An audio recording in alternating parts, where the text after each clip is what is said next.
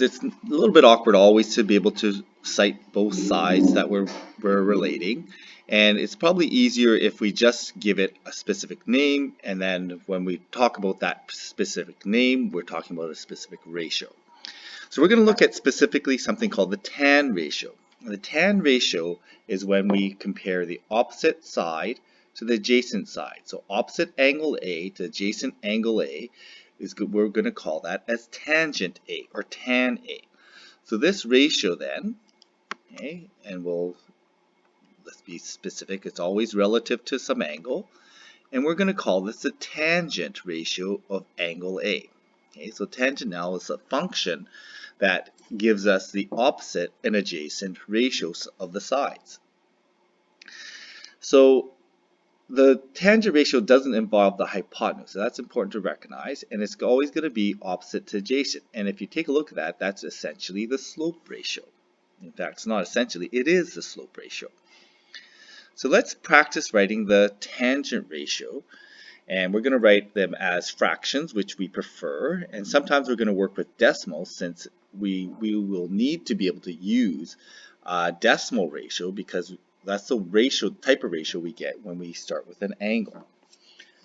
Okay, so let's take a look at the tangent ratio for angle A. So first of all, I'm going to locate angle A. There's my angle A, and the opposite side is going to be 3, and that goes in the numerator.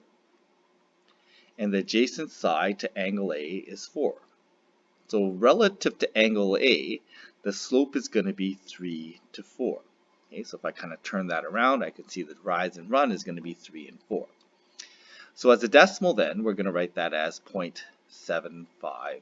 And then we're going to use a third decimal here because we're going to get in the habit of using 3 decimals for these trig ratios.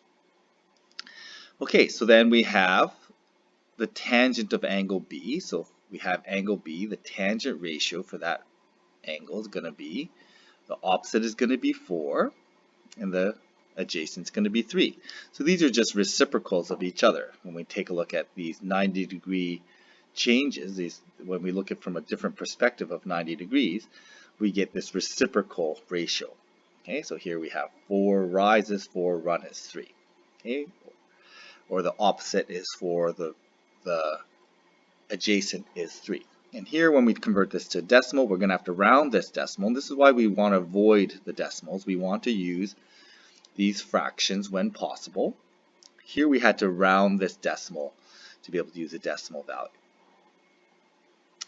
Okay, so let's take a look at the next one here. The opposite of angle A and the adjacent A. So we need to calculate the opposite of angle A. So I'll call that side X. And we, again, if we have two sides of a right triangle, we're going to use Pythagoras. So Pythagoras is intricately involved in trig. So because it's a shorter side, we're going to take the hypotenuse squared minus the adjacent squared. Okay, so we end up with x squared is equal to 225 minus 100. So x squared is equal to 125. Okay, and x is equal to plus minus square root 125. And we're just gonna we can simplify that, but we haven't really gotten into that yet. So we're just going to leave that as square root of 125, and we're going to use that number. So now when we talk about the tan ratio, I'm talking about, again, specifically the opposite to adjacent ratio. So I'm going to use the opposite side of angle A over the adjacent side of angle A. And I put that in my calculator. Okay, and again, we want, unless we have to, we're going to use the fraction. So in this case, the ratio ends up being 1.118. Again, notice I'm using 3 decimals just to indicate that we're dealing with a trig ratio here. And then the same thing for B. Well, this is going to be angle B in here. So we'll talk about angle B. Opposite is 10. The adjacent is square root 125. So these complementary angles have reciprocal tan ratios or reciprocal slopes. Okay, so when we work out that decimal, it's going to be 0.894. Okay, that's a rounded decimal. So again, ideally we want to use these exact values. So in grade 11 and 12, we only use these exact values. Okay, but these are the decimal equivalents, so when we're doing calculations, we'll probably end up using some of these decimals because they are we're going to need to get some numerical answers.